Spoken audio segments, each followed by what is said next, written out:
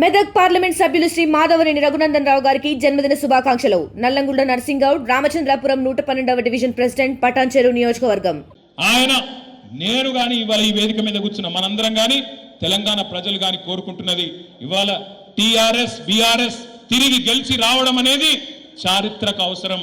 ఆనాడు 24 ఏళ్ల కింద టిఆర్ఎస్ ఎట్లయితే ఒక చారిత్రక సందర్భంలో పుట్టిందో ఇవాళ తిరిగి టిఆర్ఎస్ గెలవడం కూడా మన కోసం కాదు, ఖచ్చితంగా తెలంగాణ ప్రజల కోసం మనం గెలవాలి, నిలవాలి. కాంగ్రెస్ ను బీజేపీని ఎండగట్టాలి, ఊరూరా కలిసి కొట్లాడాలి. మనోళ్ళు కూడా అప్పుడప్పుడు చెప్తా ఉన్నారు, అన్న కొన్ని చిన్న చిన్న పొరపాట్లు అయినాయి, కొన్ని చిన్న చిన్న తప్పులు అయినాయి. అవును, అందరం మనుషులమే, కొన్ని తప్పులు అయినాయి, కరెక్టే. పార్టీ నిర్మాణం మనం పట్టించుకోలే, వాస్తవం. పార్టీలో చాలా మందికి పదవులు ఇచ్చేది ఉండే, ఇయ్యలే, వాస్తవం. ఇవన్నీ కూడా సరిదిద్దుకుందాం. ఖచ్చితంగా నేను మీకు మాటిస్తున్నా, ఏప్రిల్ 27 తర్వాత, ఏప్రిల్ 27 మీటింగ్ తర్వాత కొత్తగా మెంబర్షిప్ కార్యక్రమం ప్రారంభించుకుందాం. మెంబర్షిప్ కార్యక్రమాన్ని ప్రారంభించుకొని కొత్త కమిటీలు, ఈ కొత్త కమిటీలల్లా మొఖాలు చూసేది లేదు. ఈయన రసమై బాలకృష్ణ మనిషి, అగో ఆయన కల్వకుంట్ల సంజయ్ మనిషి, గవేం లేవు. పార్టీ మనుషులు కావాలి, పార్టీని కాపాడేటోళ్ళు కావాలి, పార్టీకి నమ్మకస్తులు కావాలి తప్ప వ్యక్తి పూజ చేసేటోళ్ళు వద్దు. కొంతమంది ఎమ్మెల్యే గారు చుట్టూ తిరుగుతూ ఉంటారు, ప్రజల చుట్టూ తిరిగారు. ఒక అసంటోళ్ళు వద్దు. ప్రజలలో ఉండేటోళ్ళు అంటే అసంటోళ్ళు కూడా ఉండాలి. ఆయనతో పురాగా ఎమ్మెల్యేని ఒక్కరిని చేసి విడిచిపెట్టకూరి. అసంటోళ్ళు కూడా ఉండాలి, ఇసంటోళ్ళు కూడా ఉండాలి. కానీ ప్రజలలో ఉండేటోళ్ళు, ప్రజల కష్టంలో సుఖంలో ఉండేటోళ్ళు, వాళ్ళు నరుచుకునేటోళ్ళు, ప్రజలకు మన పార్టీ తరఫున గట్టిగా వాదన అనిపించేటోళ్ళు, వాళ్లకు పెద్దపీట వేద్దాం. కమిటీల నిర్మాణంలో కూడా పెద్దల అనుభవం అంతా కూడా తీసుకుందాం.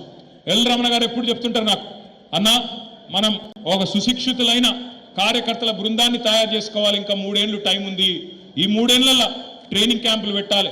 ఎక్కడికక్కడ మనోళ్లను ఎట్లా బీజేపీని కాంగ్రెస్ చీల్చి చెండాడాలి.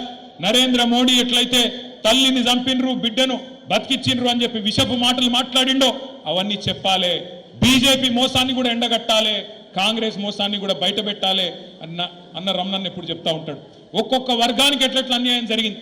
చేనేతలు కావచ్చు, గీత కార్మికులు కావచ్చు, ఇవాళ రాష్ట్రంలో మత్స్యకారులు, ముదిరాజులు కావచ్చు, గంగపుత్రులు కావచ్చు, గొర్రెలు ఇస్తారని చెప్పి ఎదురు చూస్తున్న యాదవులు, కురుమ సోదరులు కావచ్చు, ఒక్కొక్కరికి ఎట్లా అన్యాయం జరిగిందో లెక్కలతో సహా చెప్పే సత్తా మన కార్యకర్తలు సంతరించుకోవాలి, మన నాయకులు సంతరించుకోవాలి. ఎవరిని ఇట్లా ముట్టుకున్నా ఏదో ఉత్తగా మాట్లాడినామన్నట్టు మాట్లాడు కాదు, బూతులు తిట్టుడు కాదు, సబ్జెక్టుతో సహా మాట్లాడే సత్తా, సబ్జెక్టుతో సహా వివరించే సత్తా మన నాయకులు సంతరించుకోవాలి, మన కార్యకర్తలు సంతరించుకోవాలి. దానికోసం ఇప్పటికే మనం కట్టుకున్న 32 జిల్లా పార్టీ ఆఫీసులు ఉన్నాయి. ఆ పార్టీ ఆఫీసులన్నింటినీ యాక్టివేట్ చేద్దాం. ఏ జిల్లాకా జిల్లా శిక్షణ కార్యక్రమాలు పెట్టుకుందాం. ఈ సంవత్సరం అంతా కూడా ఒకవైపు సంస్థాగత నిర్మాణం, మరొక వైపు సిల్వర్ జూబ్లీ వేడుకలు, మరొక వైపు ఒకవేళ రేవంత్ రెడ్డికి నా దబ్బన ధైర్యం తెచ్చుకొని, సోయి తెచ్చుకొని స్థానిక సంస్థల ఎలక్షన్లు పెట్టిండే అనుకో, జెడ్పీటీసీ, ఎంపీటీసీ, సర్పంచ్ ఎలక్షన్లు పెట్టిండు అనుకో.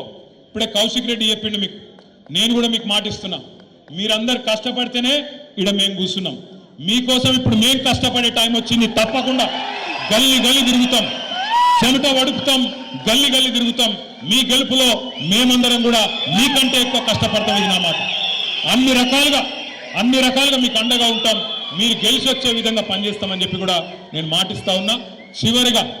చివరిగా నేను ముగించే ముందు మీ అందరితో ప్రార్థన ఒకటే, కరీంనగర్కి వచ్చి ఎక్కువ తక్కువ మాట్లాడితే నడవదు. ఎందుకంటే మీరు బాగా చైతన్యవంతులు, బాగా హుషారు. మీరు ఎక్కువ మాట్లాడగానే ఒక్క మాట చెప్పి నేను ముగిస్తా.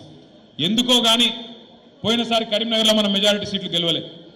13లో 5 గెలిచినాం, 8 పోయినాయి. ఆ గెలిచిన 5లో ఒక ఆయన దొంగలలో వేయండు, జగిత్యాల ఆయన పోయినోడు వేయండు. మళ్ళా వాళ్ళ గురించి రంది లేదు.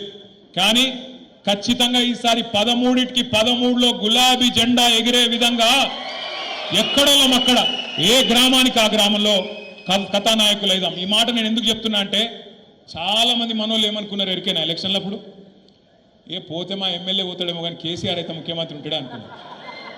కరెక్టా కాదా? కరెక్టేనా? ఇప్పుడు సోయి వచ్చిందా? మీ ఎమ్మెల్యే వ్యక్తి కేసీఆర్ కూడా పోతుందని అర్థమైందా? గది కథ. మనకు పంచాయతీలు ఉంటే, మనకు తాకట్లు ఉంటే టికెట్లు ఇయ్యక ముందు కొట్లాడుకోవాలి. టికెట్ ఇచ్చినాక కేసీఆర్ బొట్టు పెట్టినాక వాళ్ళు ఎవరైనా సరే ఇక కేసీఆర్ అక్కడ నిలబడ్డది, ఇంకో మనిషి కాదు. బొట్టు ఎవరో కేసీఆర్ పెడితే ఆయన ఇక కేసీఆర్ పంపిన దూత కాబట్టి, కేసీఆర్ పంపిన క్యాండిడేట్ కాబట్టి కేసీఆర్ అనుకొని పని చేయాలి తప్ప ఓ ఫలానా రోజు నా ఫోన్ ఎత్తలేదు, ఫలానా రోజు నా మెసేజ్కి రిప్లై ఇవ్వలేదు, నా వివాహ వార్షికోత్సవ శుభాకాంక్షలు చెప్పలేదు, నేను పొద్దున సాయిబాబా ఫోటో పంపుతా వెంకటేశ్వర స్వామి పంపలేదు, ఇవి ఉంటాయి అలిగేందుకు నాకు అర్థం కాదు.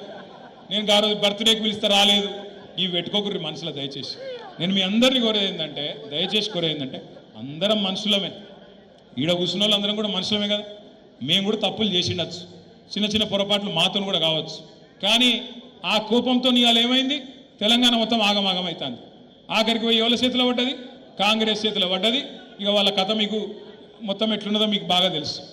నా ప్రార్థన మీతో ఏంటంటే, ఈసారి ఆ తప్పు జరగద్దు. ఈసారి ఏ ఊరి కావురు మనది మనం తీర్మానించుకోవాలి. క్యాండిడేట్ ఎవరైనా నిలబడ్డది కేసీఆర్ అనుకోవాలి, కొట్లాడాలి. ఖచ్చితంగా తిరిగి 2028-29లో కేసీఆర్ గారిని తిరిగి ముఖ్యమంత్రిగా చూసేదాకా శపథం చేద్దామా? జై తెలంగాణ! కేసీఆర్ గారి నాయకత్వం వరంగల్ ఏప్రిల్ 20 నాడు టైంకి రావాలి, సూపర్ హిట్ కావాలి. జై తెలంగాణ! ప్రపంచంలో ఏ మూల ఏ క్షణం ఏం జరుగుతుందో వేగంగా తెలుసుకోవడానికి తొలి వెలుగు వాట్సాప్ ఛానల్ని ఫాలో చేయండి.